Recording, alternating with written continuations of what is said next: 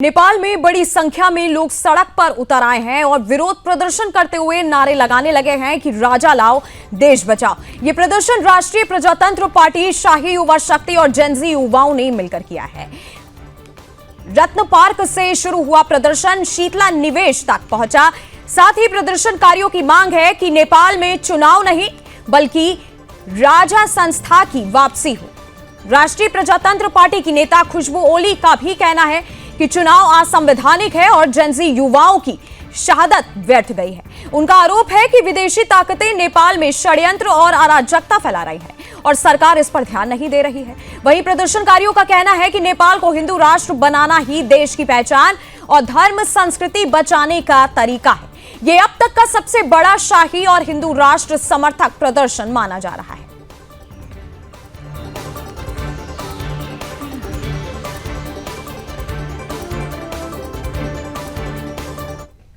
और इसी खबर पर मेरे साथ संवाददाता जुड़े हैं सुबोध कुमार। सुबोध, ये पूरा मामला क्या है, एक बार विस्तार से बताइए। जिस तरीके से तस्वीरों में भी हम ये विरोध प्रदर्शन पूरा देख रहे हैं।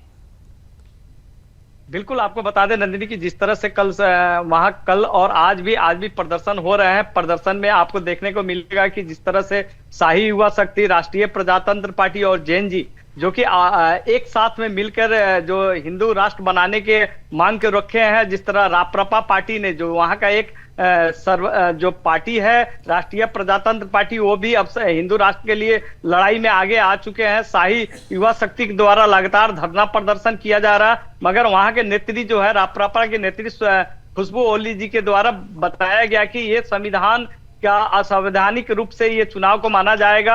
जब तक ये 76 जो शहादत हुए जेएनजी युवा हैं, उनकी मांगे पूरी अभी तक नहीं हुई है। और इतना जरूरी भी क्या है कि कम समय में चुनाव कराया जाए। अभी हम लोग का देश में अभी राजा की जरूरत है, ना कि इस तरह की पार्टी भ्रष्टाचारियों का। अब दूसरी तरफ आपको देखा जाए तो अगुवाई जो जेएनजी के अगुआ नेता माने जाते हैं सुदन गुरुंग का कहना यही है कि हमारे नेपाल में जो राज्य है, 7 राज्य है, वो राज्य की जरूरत क्यों है, क्या जरूरत है। हमारा देश जो है एक देश है, एक ही काम होना चाहिए। उस तरह की नारे के साथ में उन भ्रष्टाचारियों को अभी तक उस पर कार्रवाई नहीं किया गया। जो जेएनजी का आंदोलन में जो वही केपी ओली है, जो कि शूट एंड साइड का ऑर्डर दिए हुए थे, उसको अभी तक उसमें गिरफ्तार क्यों नहीं किया। जेएनजी युवा का जो मांग था वो अभी तक पूरा नहीं हुआ। इसको लेके नेपाल में हिंदू राष्ट्र कायम हो, इसके लेके बहुत ही जोर शोर से आंदोलन और प्रदर्शन, शांतिपूर्ण प्रदर्शन चालू है। आपको बताते चले कि जिस तरह से नेपाल में आए दिन कहीं ना कहीं जिहादी या ईसाई मसीनियों के द्वारा षड्यंत्र रचा जा रहा है। नेपाली झंडा को भी अपना हरे रंग में तब्दील किया जाता है। वैसे देशद्रोही के ऊपर भी कार्रवाई नहीं की जा रही है। इसको लेके बहुत भव्य रूप में प्रदर्शन कर रहे हैं वहां की जनता और जेएनजी के युवा।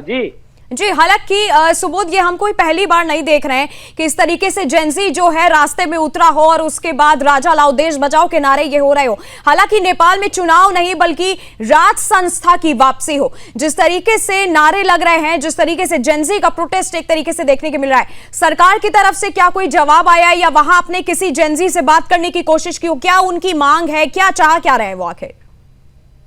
बिल्कुल, आपको बता दें कि एक से 2 दिन पहले वहां के जो हिंदुत्व की अगुवाई करने वाला नेता जो दुर्गा प्रसाई है, वो शीतला निवास पहुंची थी। प्रधानमंत्री सुशीला कार्की से वार्तालाप भी हुई, मगर इनका भी जो मांगे हैं जायज मांग था। जो दुर्गा प्रसाई हिंदुत्व के नेता बताए जाते हैं, जो कि हिंदू राष्ट्र के लिए मांग भी कर रहे हैं, वो बहुत दिनों से इस पे चर्चा मेची से महाकाली तक अपना कबूतर उड़ा के और शांति का प्रतीक कर नेपाल में राजा की वापसी को लेकर कर रहे हैं। अब वहां की जनता भी यही एक ही नारा दे रही है कि राजा लाओ, देश बचाओ। नहीं, अगर हमारा इस तरह अगर राज संस्था की वापसी होगी और हिंदू राष्ट्र कायम नहीं होगा तो हमारा देश और देश का धर्म, संस्कृति और पहचान ही मिट जाएगा।